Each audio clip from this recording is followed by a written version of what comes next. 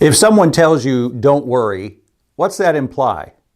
They know you're facing a situation where you might be prone to worrying, right? That's why they tell you that. Well, it came to mind as I was looking at the opening of the book of Joshua. God is speaking to Joshua, and he gives a couple clear instructions. The first one is in verse 2. He says, Moses, my servant, is dead. Now therefore arise, go over this Jordan, you and all this people, into the land that I am giving to them, to the people of Israel. So God's first instruction, it's time to go into the promised land. After the 40 years of wandering, the time is now.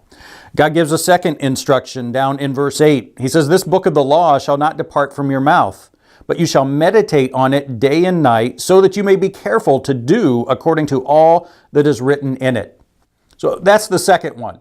Make sure you're reading, make sure you're talking about, you're meditating on the book of the law so that you'll obey it.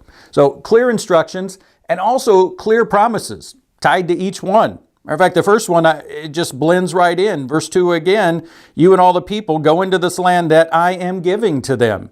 To the people of Israel, there's the promise. When God describes the territory in verse 4, as he talks about all the land of the Hittites to the great sea toward the going down of the sun shall be your territory. No man shall be able to stand before you all the days of your life. Just as I was with Moses, so I will be with you. I will not leave you or forsake you. God says, go into this land that's occupied by other nations, strong nations. God says, I will be with you. It is yours. I promise you. And then God also makes a promise in connection with their obedience to the book of the law. He says, for then you will make your way prosperous, and then you will have good success. So imagine having clear instructions from God and clear promises. He'll be with you. Everything will go wonderfully. But you know what's also clear in this passage? There was the possibility for them to be afraid and to worry. How do we know that? Because 3 times God tells Joshua, starting in verse 6, be strong and courageous. Verse 7, only be strong and very courageous. And then verse 9, have I not commanded you, be strong and courageous.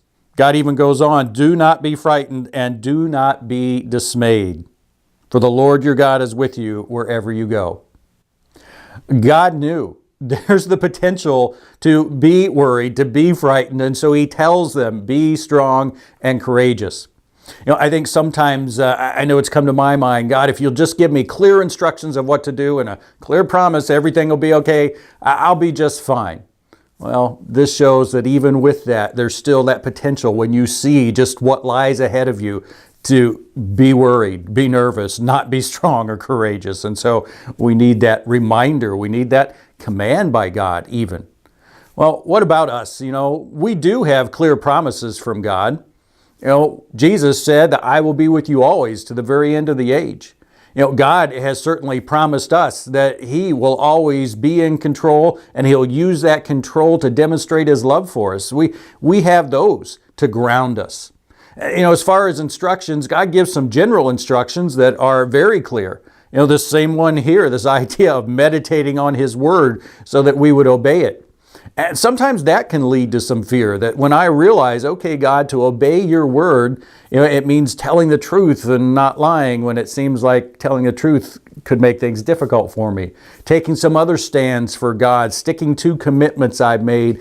Wow, that really looks challenging, even scary in some ways.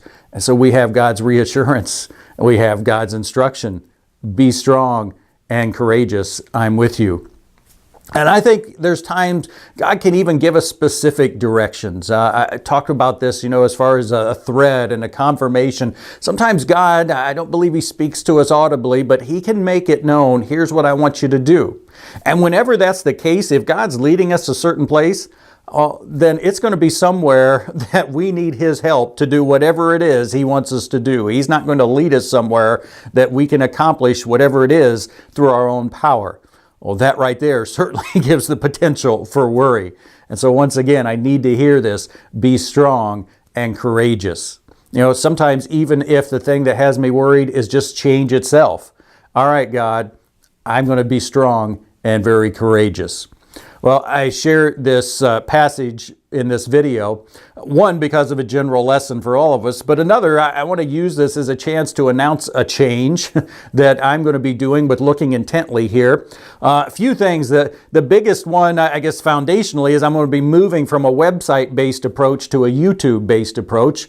That won't really change a lot in terms of you're really watching a video on YouTube anyway. You just don't realize it's really setting there, but you'll be going direct to YouTube now to watch these videos.